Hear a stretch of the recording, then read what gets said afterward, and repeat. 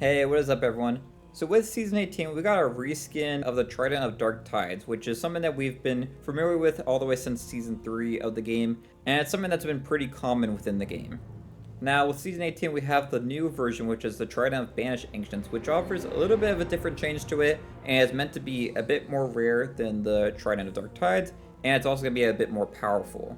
So one of the biggest differences with this new Trident is that its blasts actually cause a poison damage to your opponent. So you can use this against, PvP enemies or PvE enemies. However, I would say these are probably more useful on the PvE enemies, especially for like the boss level enemies. And I'll show you in this video, I actually used it against the Eternal Guard, and I can talk about some of that stuff too with you. But the first thing we really need to talk about is, similar to the Trident of Dark Tides, there's 3 levels that you can charge this up to. You can have a small bubble, which is going to do less damage, but is really fast to shoot off. There's the medium-sized bubble, and then there's the large bubble. Now, unlike the Trident of Dark Tides, where if you make a large bubble, it doesn't really take that long for it to shoot. With this new Trident, if you shoot a large bubble, it's going to go extremely slow and not go that far. So if you're trying to do something where the opponent is further away, you're going to want to use either a small or medium bubble.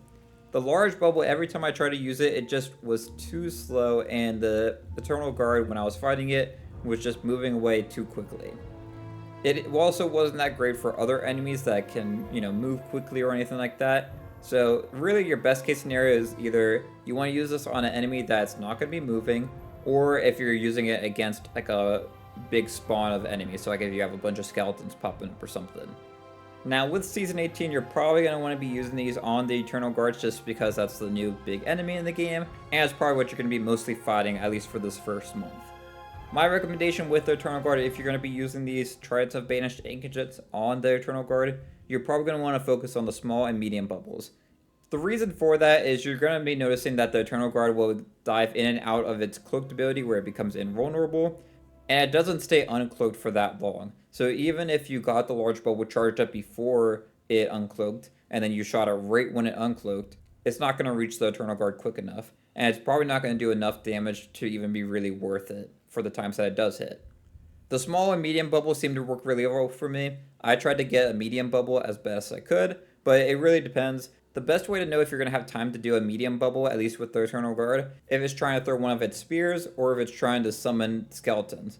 Both of those times it takes a little bit longer for the Eternal Guard to do those actions, so you have a little bit more time to shoot at them.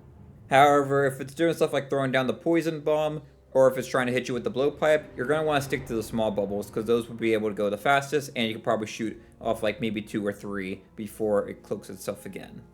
But with that, that's just a little quick video to talk about the new Trident of Banished Ancients with Season 18, and give you some tips and tricks on how to use it effectively.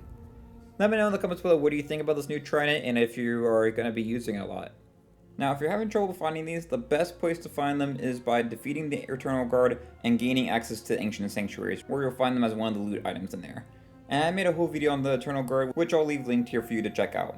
That's it for this video. If you enjoyed it, it'd be great if you have to like and subscribe. And until next time, thanks for watching, and I'll see y'all later. Bye, y'all.